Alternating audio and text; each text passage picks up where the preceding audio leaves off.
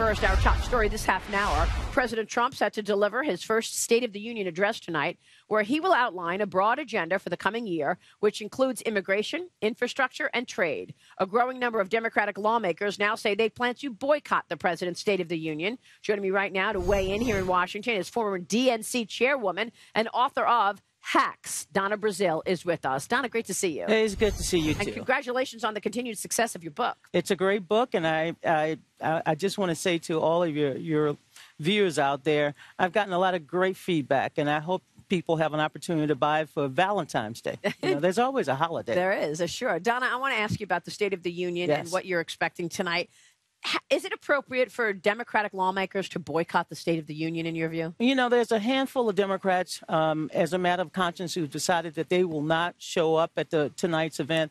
I respect their decision not to show up. But, you know, what's important tonight is that the president has an opportunity to talk to all of the American people, not just the Democrats and Republicans and independents in the room, but the American people who are still worried about this economy. They know things are booming, but they want to feel it in their paycheck. They want to feel it where they live and where they work. And so I think that's the focus tonight, not on those who will not attend. It's the focus is on the American people. Yeah, but I mean, the Democrats are going to have to explain why they're boycotting at a time that we're actually seeing an impact to their lives, that we're seeing the economy do well. I mean, they voted no for the tax plan. Correct. They're going to have to explain that. They shut down the government, probably partly because it was the year anniversary of the president's inauguration. Well, you know, the Republicans have control of both houses of Congress, so the Democrats can't shut down much of anything, even their own doors. I respect these members. Look, think about some of the members who, Frederica Wilson from the great state of Florida, she's not attending because she believed the president insulted her constituents, the Haitian community.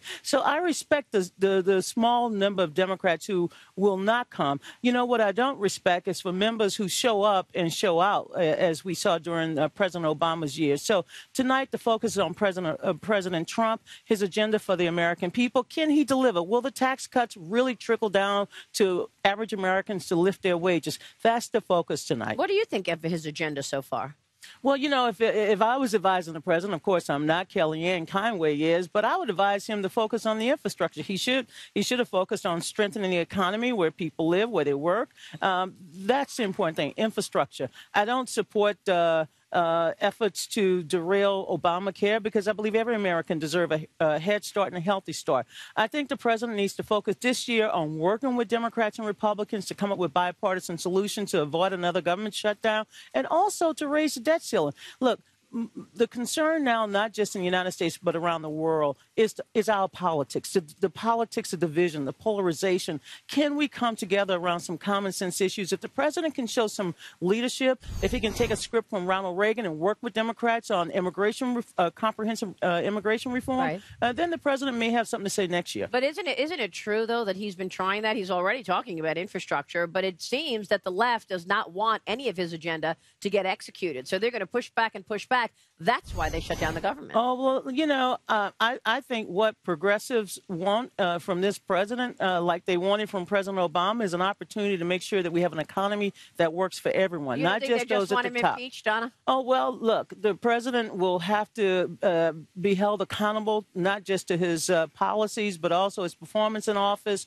But this is an opportunity, again, tonight, the State of the Union is an opportunity to talk to the American people about his vision, about his progress, but also the challenges the country faces in the coming months and years. Right. By the way, we also understand that Ruth Bader Ginsburg is not showing up for the State of the Union tonight. Well, you know, Supreme Court Justice. Again, appropriate?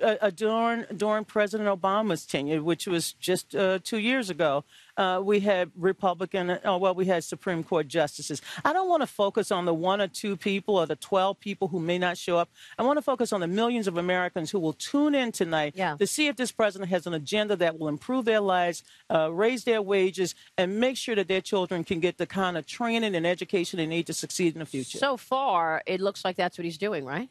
Well, I think the president has a lot of challenges. I would hope that he would spend tonight not looking at his base, not looking at the last election or the next election. Focus right now on the American people. The American people only have one president at a time. Right.